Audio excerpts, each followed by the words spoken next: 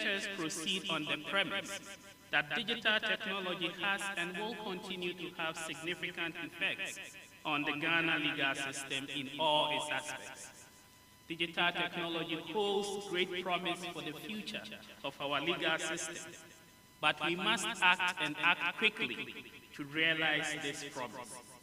In this first lecture, I will examine the access to justice deficit in Ghana. I will argue for a broader conception of access to justice, explore the leveraging of digital technologies to create new pathways to justice in Ghana, and examine the risks of digital exclusion. I will argue for restrictions on legal advertising of legal services to be removed. I will also argue for substantial investment in justice technologies and explore ways in which the government, the bar, and technology companies can work together to fund their development. In the second lecture, I will examine legal education and legal professional competence based on the premise that digital technology can and will likely transform legal practice and education in a manner that has not been witnessed since the inception of the Ghana legal system. Specifically, I will examine the skills, the knowledge, and the competences that legal education institutions must provide for students in order to enable them practice or work in a world that is increasingly marked by digitalization. I will also explore the potential of digital technology to transform the delivery of legal education in Ghana. In the third and final lecture, I explore how digital technology challenges one of the principal functions of the Ghana legal system, namely its regulatory function. I will argue that while the state has sought to address some of the existing gaps using various legislation and policies, there remain significant gaps to be addressed.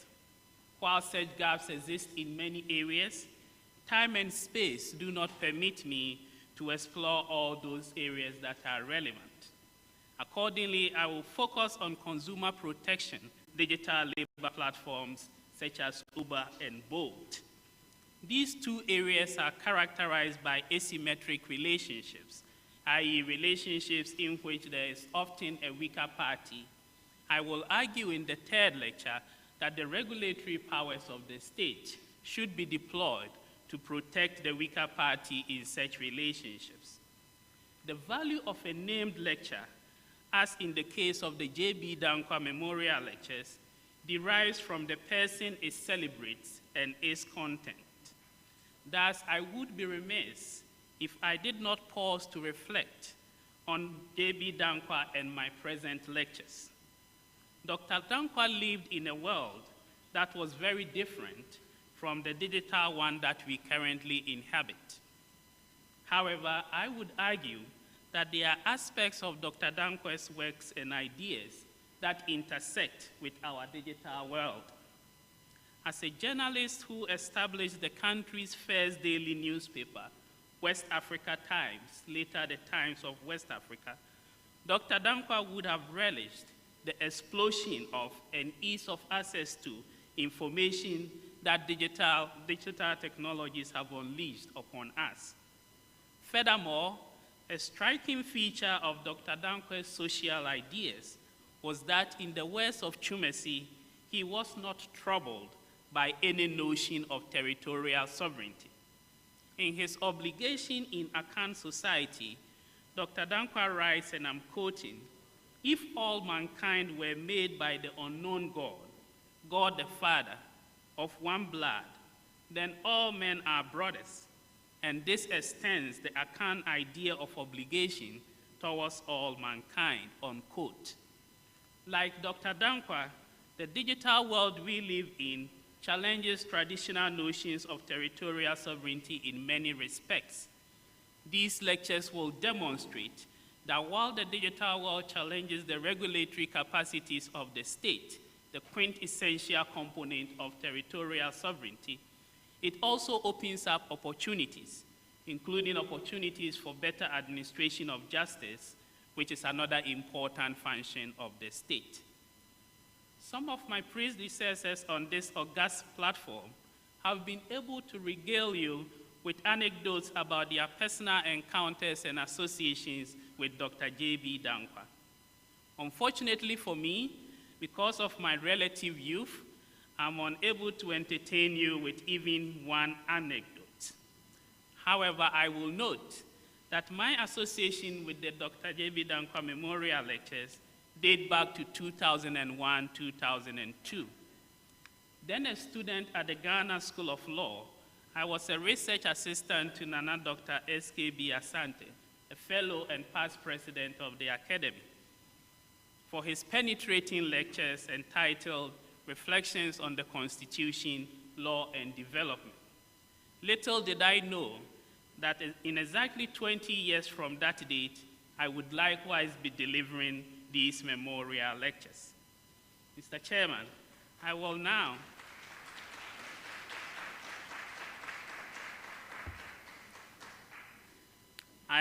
turn to my appointed topic for today, which is access to justice in our digital world. Ghana suffers from a widely acknowledged access to justice problem. There are financial, informational, and infrastructural barriers to accessing justice in Ghana. As a result, every year, millions of Ghanaians face profound and potentially life-changing issues without legal assistance. These issues include divorce, medical negligence, defective goods and services, parental and spousal neglect, debt collection, work-related problems, and rental evictions. With or without legal representation, people who make it to the court in the hope of addressing these issues are saddled with delay due to the significant backlog of cases. Accordingly, the legal remedy for their causes of action often only comes after years of litigation and expense. Indeed, our formal justice system does not appear to be designed to make things easy for the ordinary person faced with such issues. The complex language of the law, its procedural and behavioral protocols, the location of our courts, and the prohibitive cost of legal representation all present barriers between judges, lawyers, and the ordinary person in Ghana. Historically, strategies for addressing this deficit in access to justice in Ghana have focused on refining established court processes and increasing access to legal representation. Both are undoubtedly important. However, this lecture argues that meaningful access to justice requires more than access to courts and lawyers. This lecture argues that the Ghana legal system must broadly conceive access to justice and leverage digital technologies to create new pathways to deliver justice in Ghana. Access to justice is a fundamental component of the rule of law. It has implications for interpersonal and commercial relations. At both national and international levels, the importance of access to justice has been recognized in various instruments to which Ghana is party.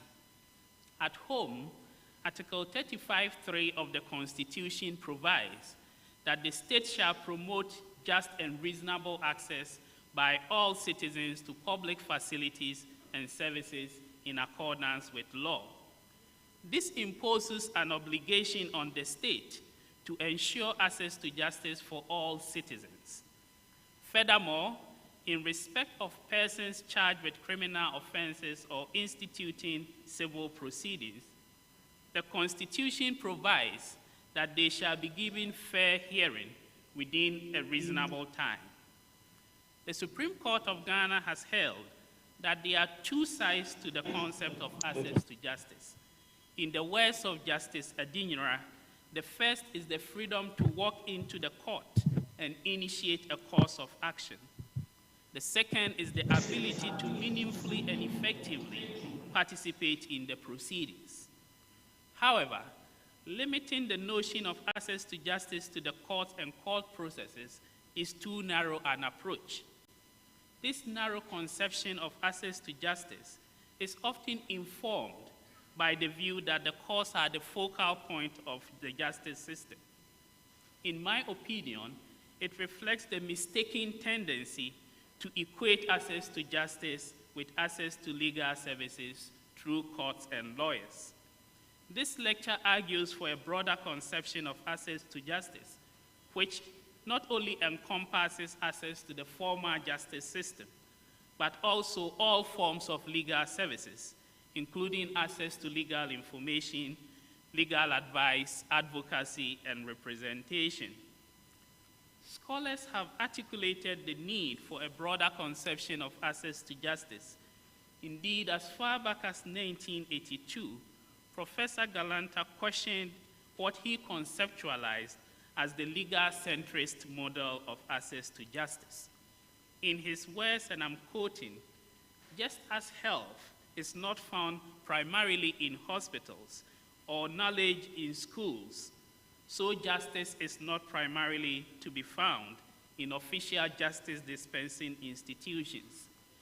People experience justice or injustice not only in forums sponsored by the state, but at the primary institutions of their activity, namely the home, neighborhood, workplace, business deal, and so on."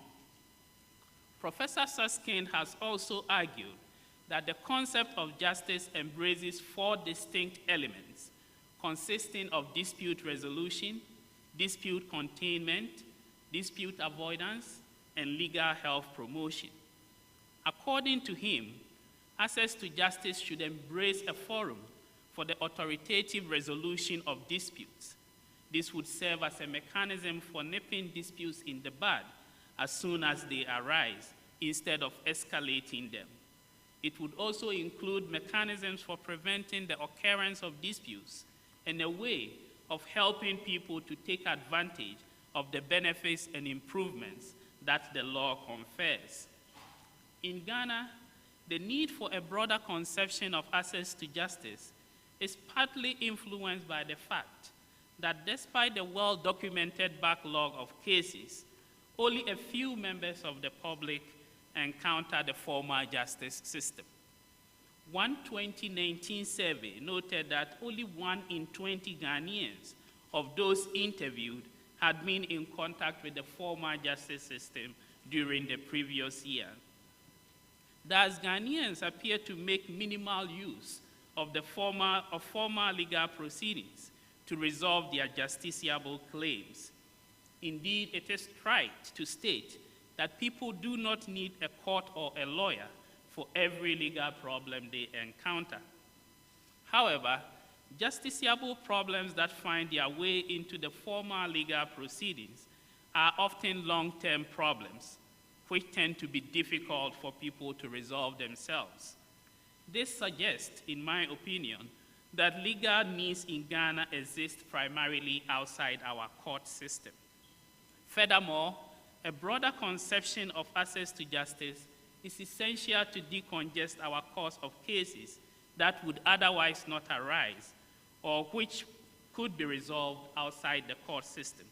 In other words, a broader conception of access to justice would result in fewer disputes arising, let alone reaching the courts for resolution.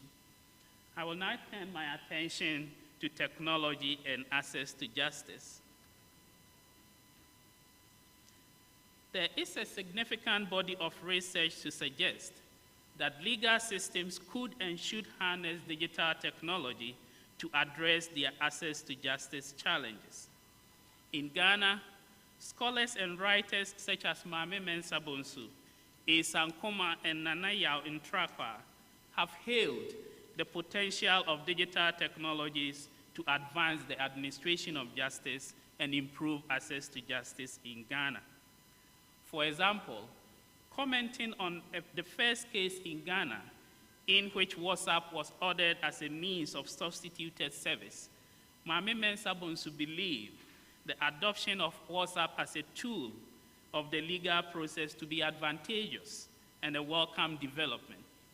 She saw it as the harbinger of cheap, faster, and more widely accessible justice.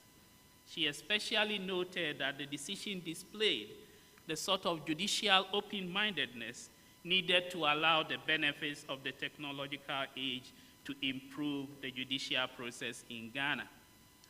The academic quest to infuse digital technologies into the administration of justice in Ghana has been merged with modest judicial reforms in the same direction.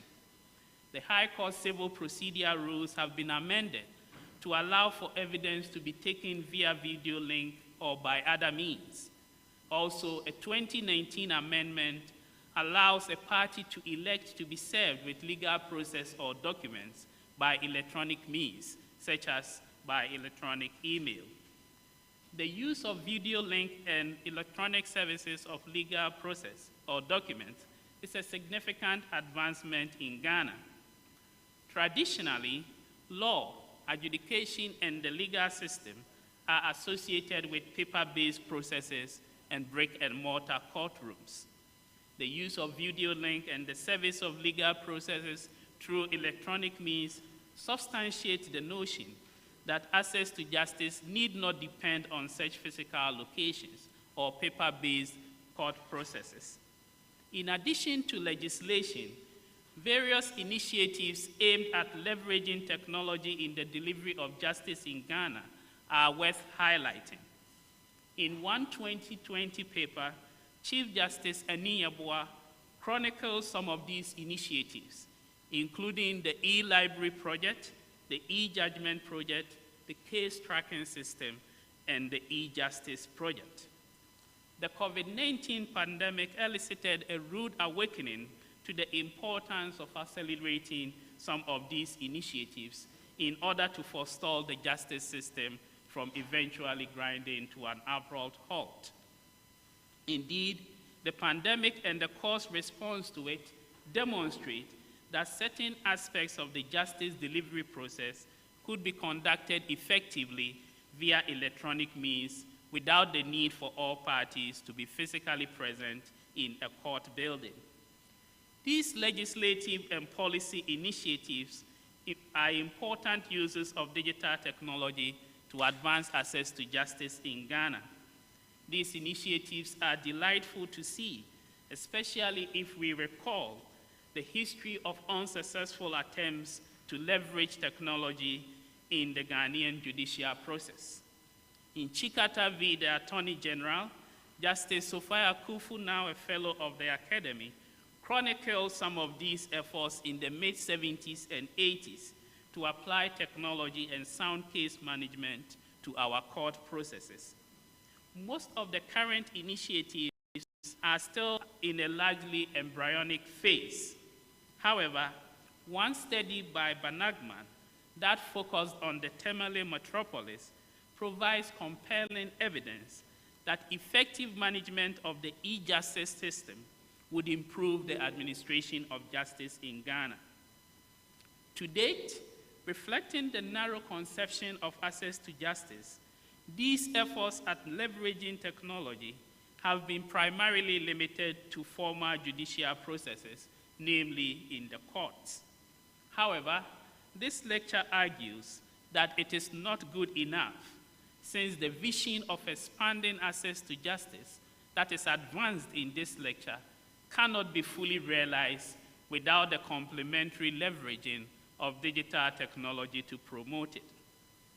Accordingly, I will now turn my focus to expanding the pathways to justice using digital technology.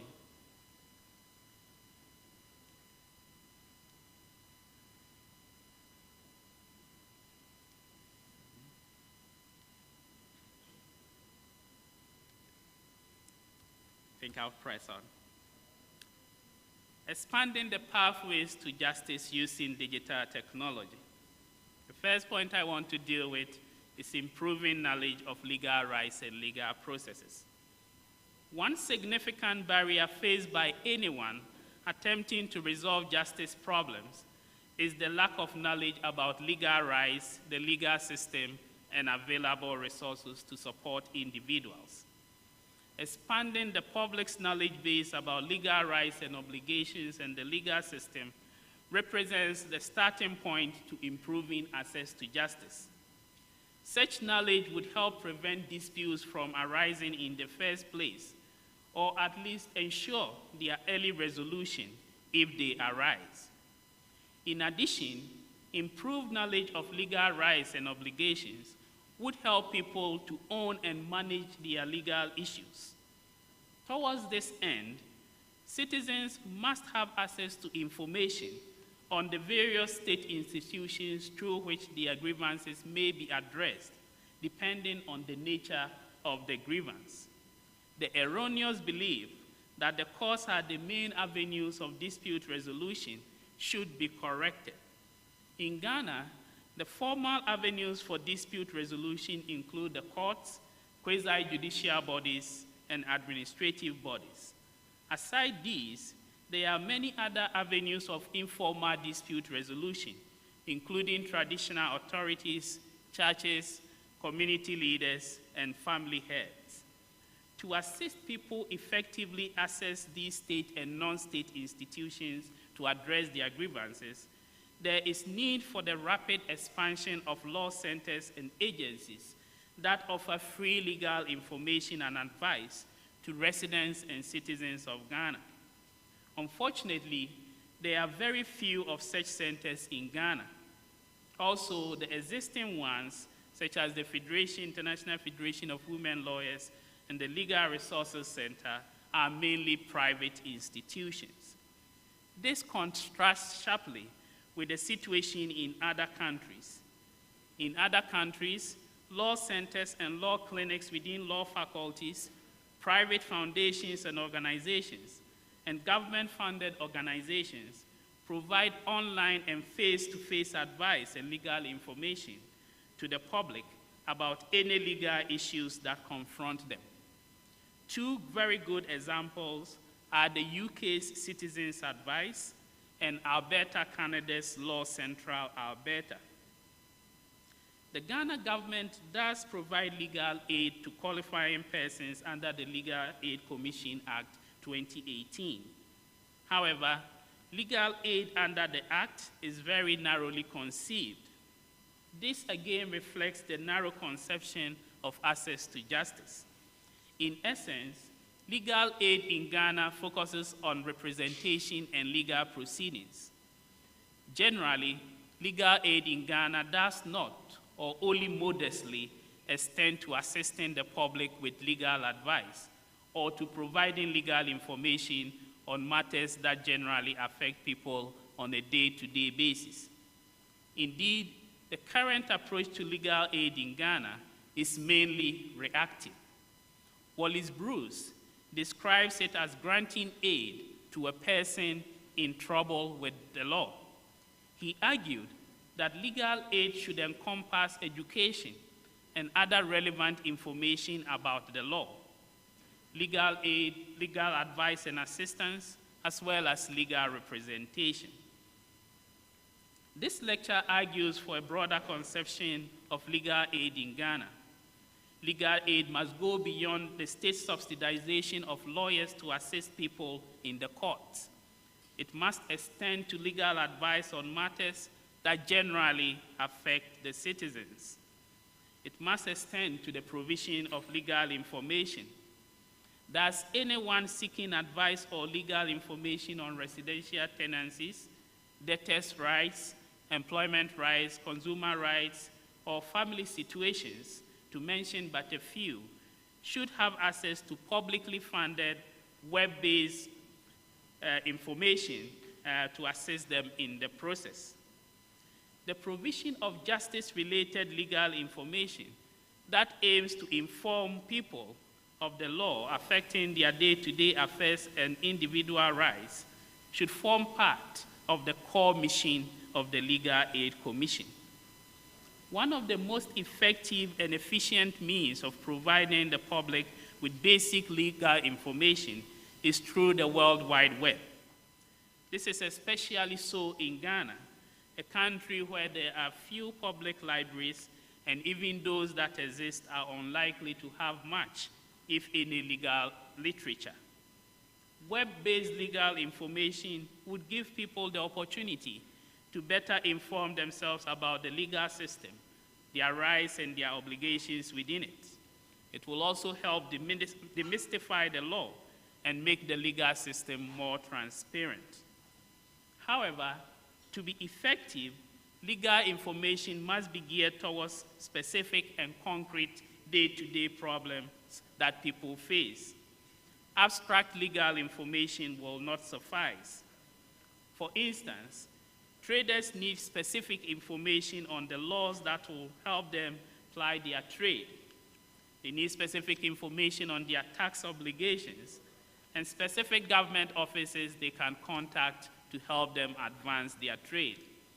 An employee would be interested in finding out about the rights that the state afford him or her as an employee, how those rights relate to those provided in their employment contract, and where and how to resolve disputes with their employer. The children and widow or widower of a deceased person may want to know how to access money in the deceased person's bank account, their rights and entitlement to other assets of the deceased, as well as the requisite steps to realize those entitlements. For these and similarly situated individuals, it would not be enough to simply post legislation or decided cases online, leaving them to identify what is relevant to their needs. Regarding our courts, at the minimum, citizens should have reliable and current information about the activities and organizations of the existing judicial institutions. Citizens should also have access to legal information relating to the work of the court. This information includes the rules of procedure, forms and pleading templates, instructional videos, and general explanation of the terms which are used in court documents. Such information would be especially beneficial to self-represented litigants. This is because under the Ghana judicial system, judges are neutral arbiters. Judges are under no legal obligation to educate litigants on their rights or the appropriate legal processes to use. In addition, our civil and criminal procedure rules are not specifically tailored to self-represented litigants. A person who is representing himself or herself in the Ghanaian courts enjoys no specific procedural accommodations under our law. A self-represented litigant must take the legal procedures as they are, with all their complexities and technicalities. Citizens should have access to information on cases pending before the courts and a searchable database of court judgments. This database should be appropriately organized and updated with new judgments. In essence, there needs to be a one-stop website or portal aimed at assisting end users by providing information on Ghana's justice system, including explanatory materials about the law, the courts, and the legal profession. In other words, the aims of the e-justice project should go beyond a paperless court. Demystifying the judicial process is certainly important. In this regard, I'll also argue that the live web streaming of judicial proceedings of the Supreme Court should not be limited to politically sensitive cases, such as election petitions. If it is not possible to stream entire proceedings, at the minimum, every significant reasoned decision of the Supreme Court should be web streamed or video recorded and posted online. Citizens deserve to see their judges in action. After all, under the Constitution of the Republic of Ghana, justice emanates from the people. Furthermore, the knowledge that judicial proceedings are subject to contemporaneous review in the court of public opinion could be a powerful restraint on the abuse of judicial power. It is certainly one thing to read a court judgment. It's totally a different experience to see judges in action. I'll now move to advertising of legal services.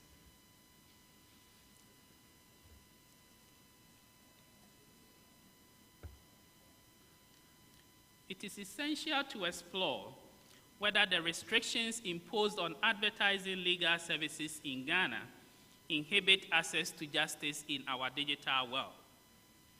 There is no gain saying that significant restrictions are imposed on the capacity of lawyers to advertise legal services in Ghana. The solicitation of clients, as well as general advertising by lawyers and law firms, is banned. There is also an outright prohibition on using social media to advertise legal services. The law leaves a narrow aperture for lawyers and law firms to create websites where mainly biographical and contact information is displayed. It would therefore appear that under the current rules, the creation of blogs and the use of live web chat features on such websites are not permissible. Lawyers are allowed to advertise in legal directories, legal journals, and other legal publications, but it is doubtful whether members of the general public in Ghana review law journals or other legal publications. These restrictions are often justified from the perspective of protecting the dignity of the profession, protecting consumers' ability to choose counsel wisely, and even in some instances, personal distaste for advertising lawyers. However, others have argued the existing restrictions are anachronistic in this digital age, representing an unconstitutional limitation on the freedom of speech and perpetuating economic inefficiency in the market for legal services. This lecture does not engage with the merits of these arguments. Instead, I explore a less discussed aspect of the restriction on advertising of legal services, namely its implications for access to justice. I argue that access to justice is undermined by the current restrictions. The restrictions keep the public from being informed of the importance and availability of legal services. Moreover, the restrictions have constrained the development of some areas of Ghanaian law, especially personal injury law. As I earlier discussed, a key starting point for improving access to justice in Ghana would be making information about legal rights and obligations publicly available. I argue that access to justice suffers where lawyers cannot directly or freely speak to the general public about legal services that they provide or the legal options that are available in response to problems confronting the general public. A member of the public who might not recognize a problem as a legal issue may come to that sober realization through advertising of legal services. The recognition that a lawyer is required to solve a particular problem is an important part of justice delivery. In that sense, I argue that advertising serves an educational function. Social and other digital media can be powerful channels for such outreach. Restricting the advertising of legal services prevents people from finding affordable legal help easily to address the issues that they face. For some of these issues, people might not even be aware that a legal remedy exists. For example, thousands of Ghanaians die or are injured on our roads or suffer workplace injuries or medical negligence every year. Because of these accidents and oversights, families are often torn apart and forced to fend for themselves without a breadwinner. A cursory look at the published court judgments will reveal that very few of these personal injury, tort, or legal wrongs find their way to our courts for redress. By not proactively seeking out assistance for people in these situations through advertising, the legal system essentially asserts that people should suffer legal wrongs silently rather than redress them through our court system. This is especially so given the low levels of public legal education in Ghana. It is definitely likely that settlement is reached in a few cases, but it is equally possible that settlement takes place outside the shadow of the law. Consequently, there is clearly an untapped market here, which lawyers and law firms must meet with sophisticated advertising to educate tort victims, potentially attracting them for redress.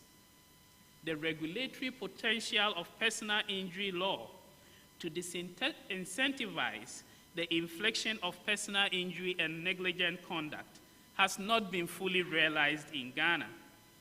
The advertising of legal services, coupled with contingency fee arrangements that are currently allowed under Ghanaian law, could unleash motivated personal injury lawyers to secure justice for those who quietly suffer legal wrongs of this kind. The work of these lawyers and the knowledge of the financial consequences of negligent conduct are also likely to have a deterrent effect on negligent conduct in Ghana, while fostering greater accountability in our dealings with our neighbors in law. It may be instructive to look abroad as to the manner in which other legal systems deal with advertising of legal services. In a 1977 decision of the U.S. Supreme Court, the court declared as unconstitutional an Arizona bar disciplinary rule which prohibited advertisements concerning the availability and terms of routine legal services.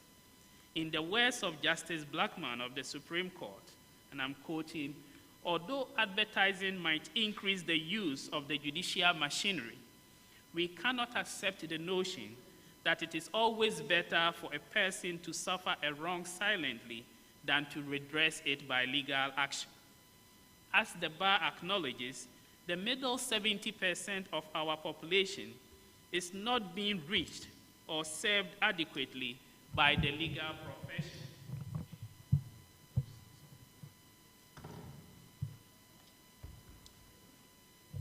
You're giving me a break.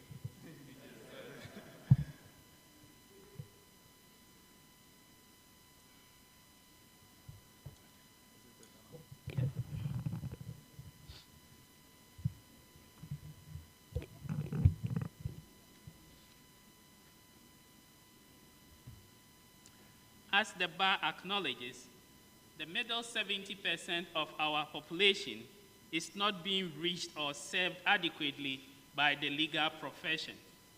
Advertising is the traditional mechanism in a free market economy for a supplier to inform a potential purchaser of the availability and terms of exchange. The prohibition on advertising by attorneys likely has served to burden access to legal services, particularly for the not quite poor and the unknowledgeable. To be sure, in arguing for an expansion of access to justice through advertising of legal services, I do not claim that every issue with a legal component should be resolved with a lawyer. I also do not claim that everyone should receive legal assistance when confronted with a legal problem. Instead, my argument is that the public's lack of understanding of their legal needs and ignorance about the availability of legal remedies or opportunities for redress should be remedied through advertising. Advertising of legal services would improve the public's knowledge of the legal options, thereby assisting them in making informed decisions about their legal needs. Like lawyers, I argue that the Ghana Bar Association should also take advantage of advertising, using it to engage in public education campaigns about legal rights and avenues for seeking justice.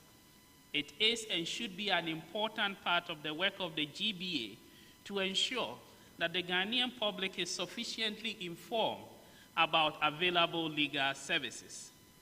Removing most of the current restrictions on advertising will ensure that the public have access to a wide range of information and resources.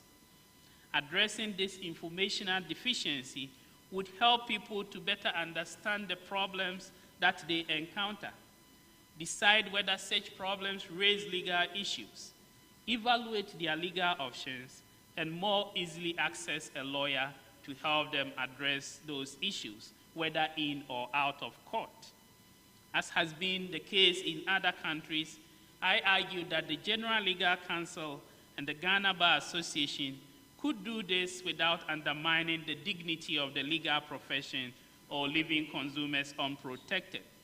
It would be sufficient, in my opinion, to regulate advertising that misleads the public or diminishes public confidence in the legal profession or the administration of justice, and any solicitation that involves coercion, duress, or harassment. Before I move away from the topic of advertising, let me acknowledge that my analysis and recommendations in this regard may be somewhat controversial, to put it mildly.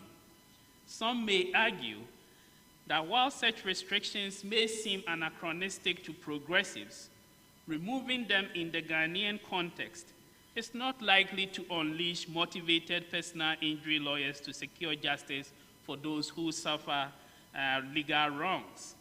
Instead, it is more likely to open the floodgate to legal imposters and sharp practitioners who pontificate as legal luminaries in areas of law without any basis.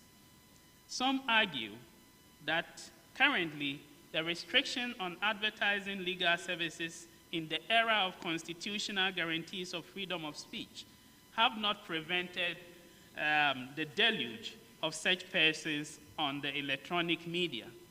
Removing the restrictions on advertising might well aggravate the situation. These are definitely legitimate concerns.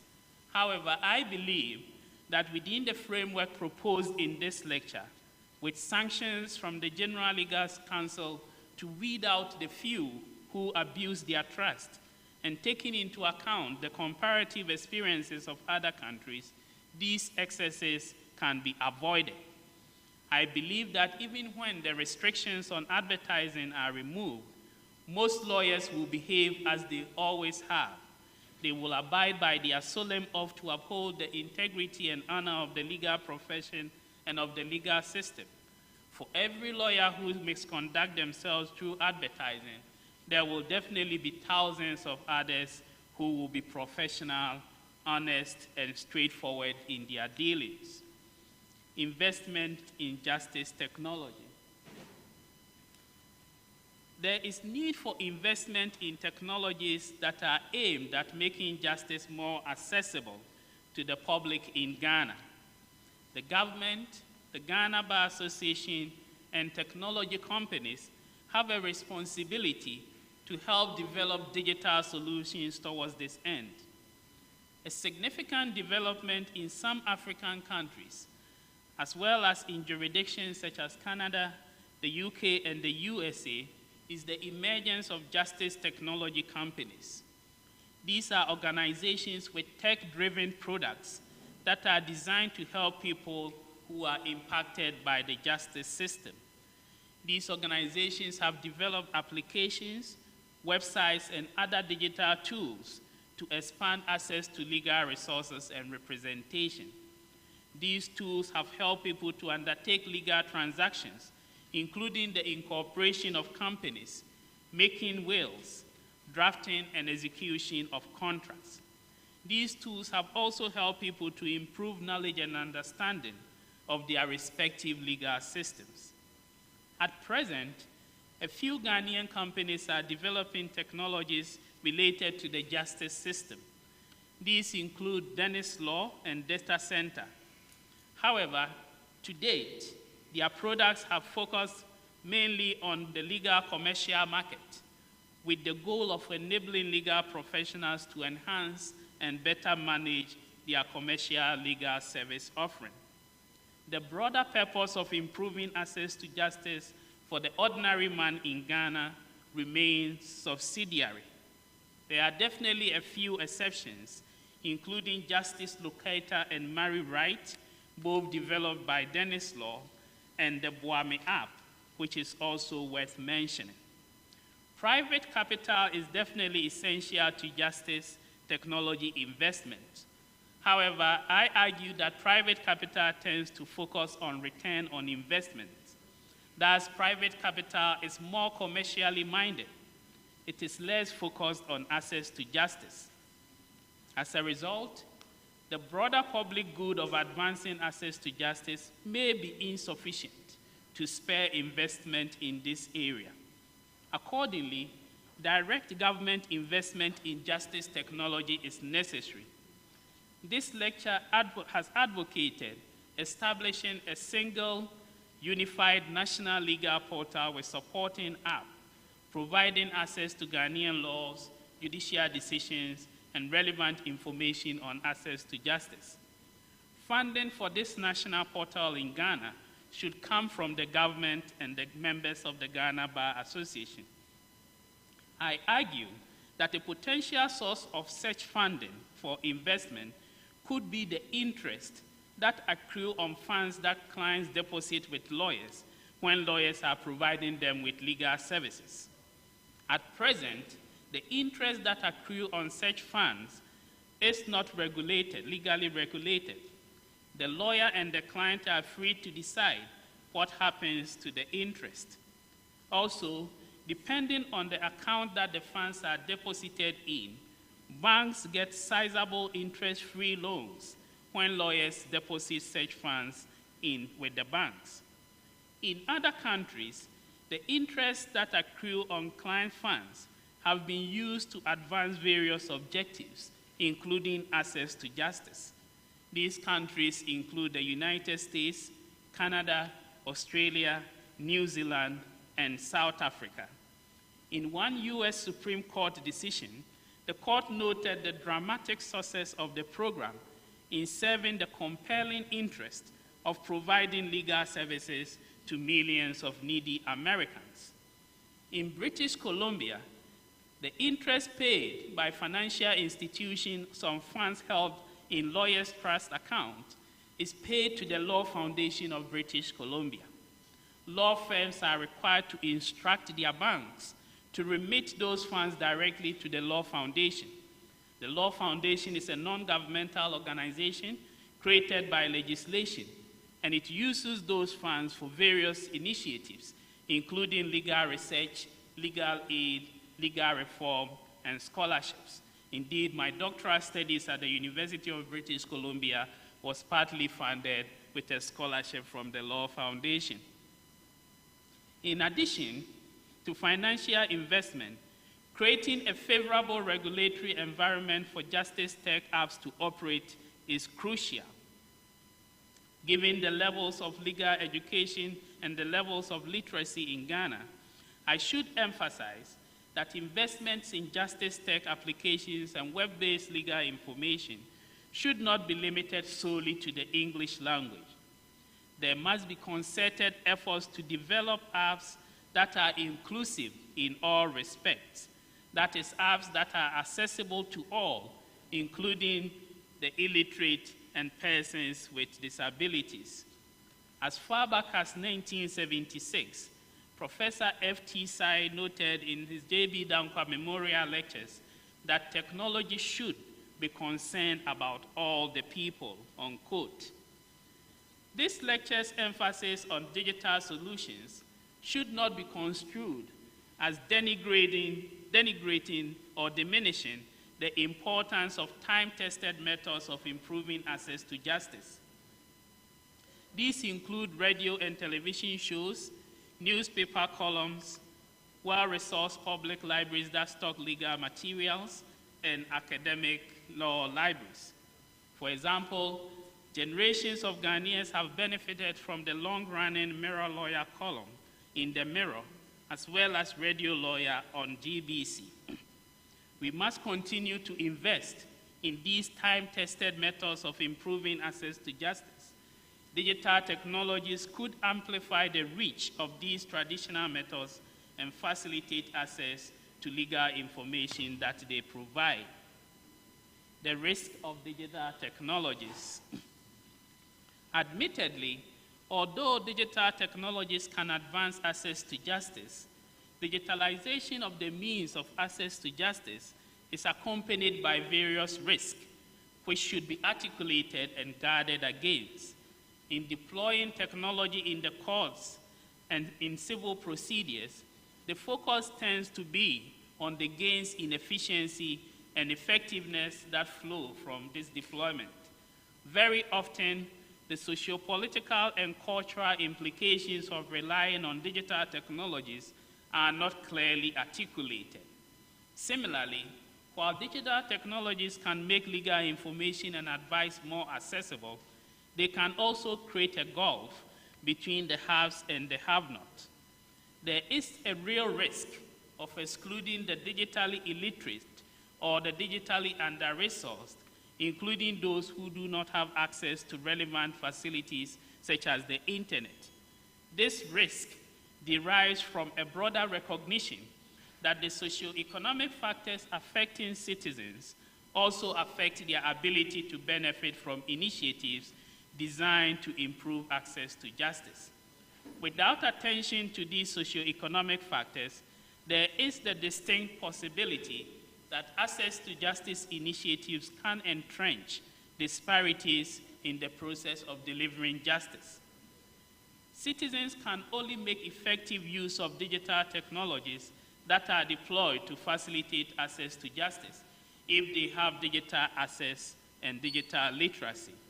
Conversely, if someone is not digitally literate, does not have access to digital device, or has poor internet connection, the promise of greater access to justice through digital means will remain an illusion. Given these challenges, there is a definite need to avoid a situation where digital expansion and the digital way of doing things become the norm in Ghana without supplementary paper-based or face-to-face engagement. Indeed, it should always be recognized that there are certain segments of society for whom digital means are not appropriate. In the discerning words of Professor Roger Smith, we need to consider that there will be a percentage of every population in every country which will not be able to take advantage of digital means of communication. And for them, there need to be alternatives. Mr. Chairman, I will now turn to my conclusion. Mr. Chairman, President and Fellows of the Academy, ladies and gentlemen, this lecture has advocated an expanded vision of access to justice in Ghana. I have argued that we should see access to justice as something broader than access to court and lawyers. In fact, access to justice should encompass access to the justice system and all forms of legal services, including access to legal information and legal advice, advocacy, and representation. To realize the benefit of this wider vision of access to justice, the message of this lecture has been a simple one. The Ghana legal system should embrace digital technologies that can help it provide better justice to Ghanaians. The use of digital technology to overcome social ills has been well documented, and Ghana is not alien to this. The expansion of financial inclusion through digital technologies demonstrates the potential for such technologies to transform or enhance access to justice. In Ghana, many people have been able to participate in the financial system through mobile electronic wallets, which store money and enable electronic money transfers. This lecture calls us to reflect on whether something similar could be achieved regarding access to justice. This lecture calls on the General Legal Council, the Ghana Bar Association, the Attorney General and Minister of Justice to jointly work and commission a study on access to justice in Ghana. The Commission should, among other things, examine the use of digital technologies to enhance access to justice. The Commission should also consider the prospect of adopting an interest on lawyers' trust account scheme to fund access to justice initiatives in Ghana. The GBA and the General Legal Council should revisit the current restrictions on advertising of legal services with a view to adopting a regime that better mediates the interest of access to justice protect the integrity of the legal profession, and prevent abuse. Finally, this lecture calls for a national legal technology vision to complement the government's drive to develop a digitalized economy. The realization of this vision will definitely demand close collaboration between the government, the General Legal Council, the Ghana Bar Association, and technology companies. In the second lecture, which is tomorrow, I will turn my attention to legal education and legal professional competence and how we can train students for our digital world. Thank you.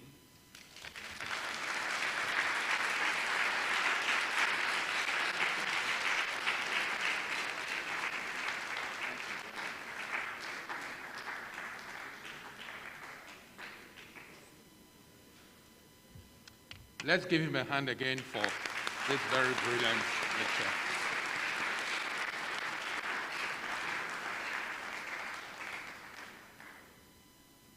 Our lecturer has given us a broad understanding of the first topic, the first day. He raised several issues for our consideration, and I'll just pick a few to summarize.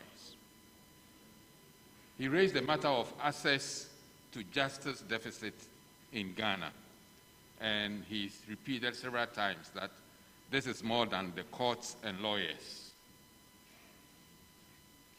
He also raised the matter of creating a broader conception of access to justice instead of a very narrow conception. Leveraging the digital technology to create new pathways to justice in Ghana. The example he gave was the live streaming of proceedings, and he said this should not be limited to the politically interesting areas, but it should be made normal if it is possible. He talked about the risk of digital exclusion. And this is something that we should reflect on. As we move on the path of digitization, are we excluding some citizens in the process? And how do we tackle that exclusion?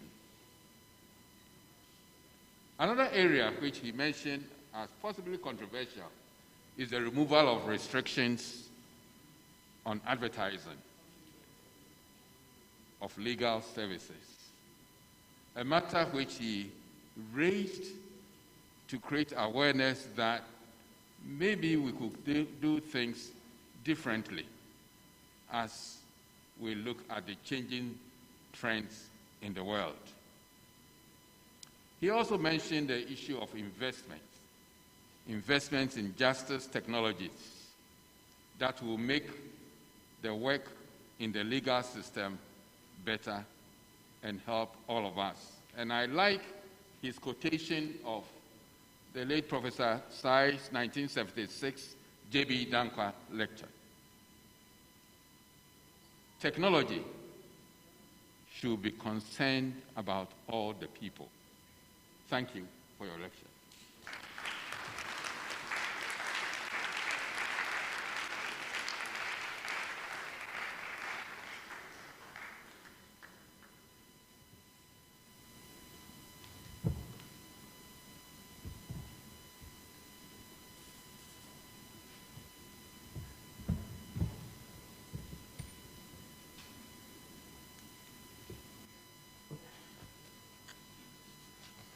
Thank you, Mr. Chairman, for those closing remarks. And with that, we have come to the end of day one of this 3-day event marking the 55th in the J.B. Danquah Lectures series. But before we leave, I'd like to acknowledge the schools represented here a School of Law, University of Ghana,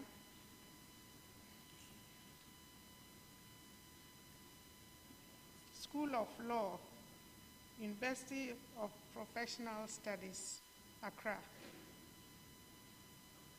the Accra College of Education, Accra Wesley Girls, Accra Technical Training College, and Presbyterian Secondary High School, Presec, Legon. Shall we give them a big round of applause?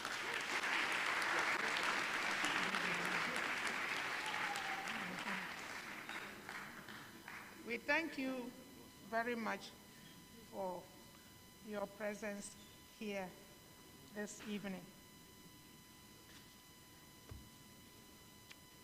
Tomorrow, we will have the second lecture to be delivered by Professor Richard FRIMPONG, OPPONG.